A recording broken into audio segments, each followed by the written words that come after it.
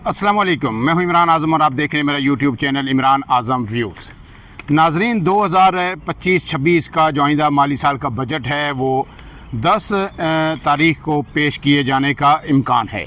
10 जून को ये बजट पेश होगा। आपको पता है कि बजट जब भी आता है वो ख़ास करके आम लोगों के लिए कोई अच्छी खबर लेके नहीं आता और लोग पहले से तशवीश में मुब्तला हो जाते हैं कि कौन कौन से नए टैक्सेस लगेंगे और महंगाई किन किन सेक्टर्स में आएगी जो लोगों को इफ़ेक्ट करेगी।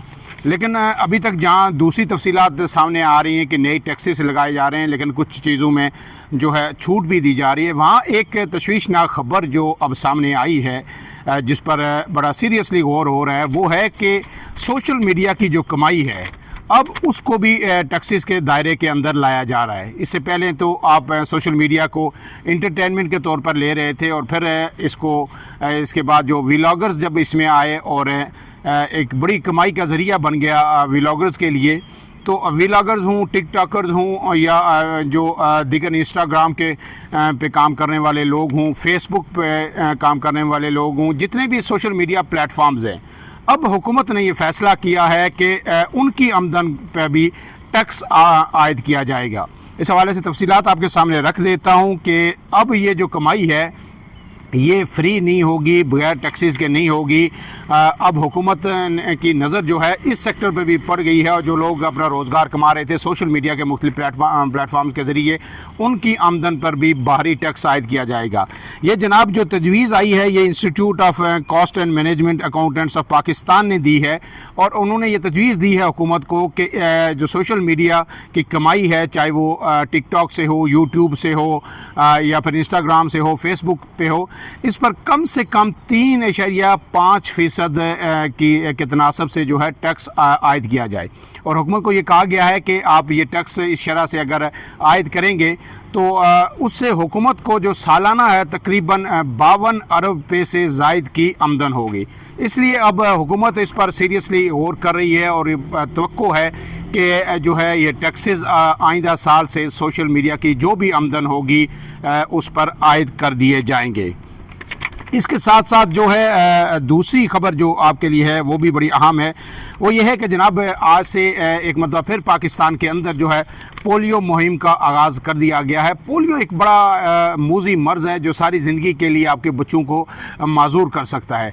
इस वक्त दुनिया में पाकिस्तान और अफ़गानिस्तान दो ऐसे ममालिक हैं जहाँ पे अभी तक पोलियो का मुकम्मल ख़ात्मा नहीं हो सका। पाकिस्तान में तवील अरसे से जो है ये कैंपेन जारी है, पोलियो के ड्रॉप्स पिलाए जा रहे हैं। कुछ इसमें ज़ाहिर हर्डल्स भी हैं, वो भी आपको पता है, सिक्योरिटी इशूज़ भी हैं, लेकिन कुछ लोगों के अंदर जो है जो पोलियो वैक्सीन के हवाले से गलत किस्म की जो मालूमात हैं वो असरियत कर चुकी हैं, उस हवाले से भी अवॉइड किया जा रहा है, ख़ास करके जो ट्राइबल हमारा बेल्ट है उसमें। और यही वजह कि अफ़गानिस्तान के अंदर भी जो है पोलियो के कतरे पिलाने में हिचकिचाहट का मुजाहरा किया जाता रहा है। ये दोनों ममालिक जो हैं अब भी पोलियो का शिकार हैं। आज से एक हफ़्ते की कैंपेन शुरू की गई है। पाकिस्तान में तकरीबन इस एक हफ़्ते के दौरान मज़ीद 4 करोड़ 58 लाख से ज़ायद बच्चों को पोलियो के कतरे पिलाए जाएंगे। अफ़गानिस्तान में भी बड़े पैमाने पर इस दफ़ा मुहिम शुरू की जा रही है और कंधार समेत मुख्तलिफ शहरों में जहाँ घर घर जाके बच्चों को पोलियो के कतरे पिलाए जा रहे हैं, वहीं जो मस्जिदों से भी ऐलान किया जा रहा है और मसाजिद में भी बच्चों को ला के कतरे पिलाए जा रहे हैं। इसलिए आप तमाम लोगों से मेरी गुजारिश है सोशल मीडिया के तवसत से कि शहर हूँ, देहात हूँ, गाँव हूँ, हर जगह अपने बच्चों को पोलियो के कतरे पिलाएं और इस माजूरी से बचाएं, क्योंकि पोलियो की माजूरी पूरी ज़िंदगी की माजूरी है। पूरी ज़िंदगी के लिए एक बच्चा जो है अपाहिज हो जाता है। लिहाजा आपकी ज़रा सी गफलत या आपकी गलत मालूमात या गलत किस्म का जो अकीदा है उस पर आप अगर जो है बुनियाद बना के अपने बच्चों को पोलियो के कतरे नहीं पिलाएंगे तो फिर सारी ज़िंदगी वो बच्चा किसको ढूंढेगा कि कौन कसूरवार है? डेफिनेटली उसके पेरेंट्स होंगे। लिहाजा ऐसे किसी भी जो है जो परेशानी से, ऐसे जो ख़ता से बचने के लिए अपने बच्चों को ज़रूर पोलियो के कतरे पिलाएं ताकि आपको उम्र भर का पछतावा न हो।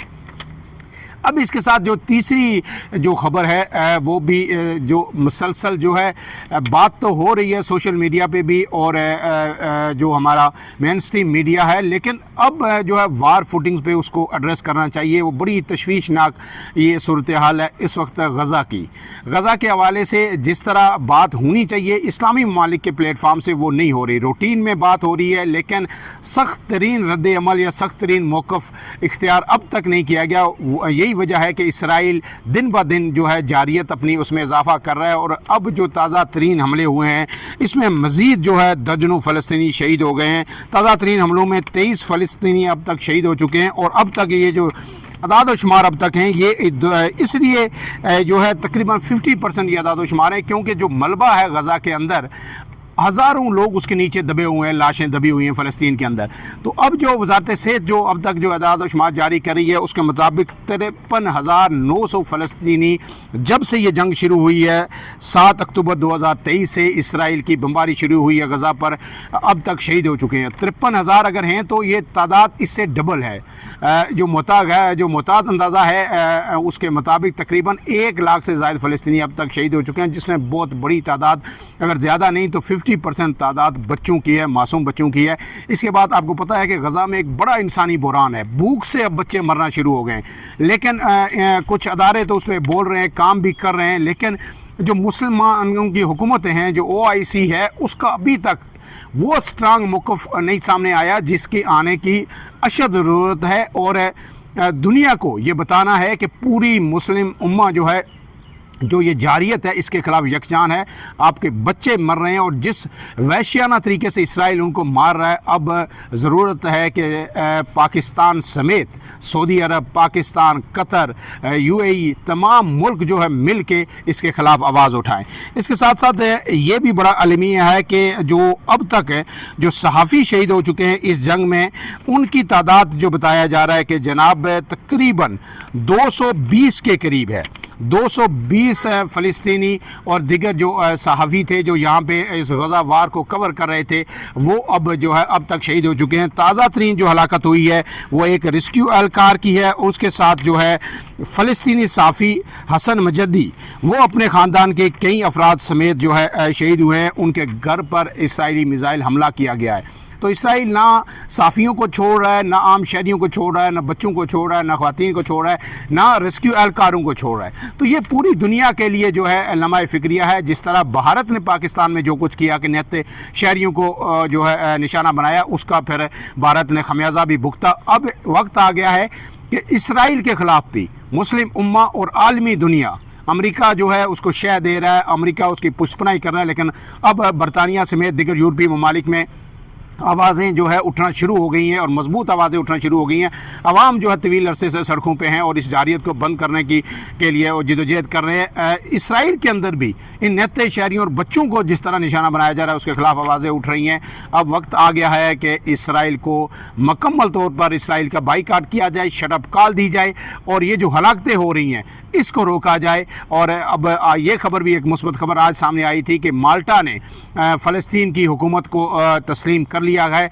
اسی طرح دنیا کے تمام ممالک کو سامنے آنا چاہیے اور آزاد فلسطینی ریاست کو تسلیم کرنا چاہیے، اور اسرائیل کو مجبور کرنا چاہیے کہ فوری طور پر اپنی جارحیت بند کرے اور 2 ریاستی جو حل ہے اس کی طرف آگے بڑھا جائے۔ فی الحال کے لیے اتنا ہی۔ عمران اعظم کو دیجیے اجازت۔ اللہ حافظ۔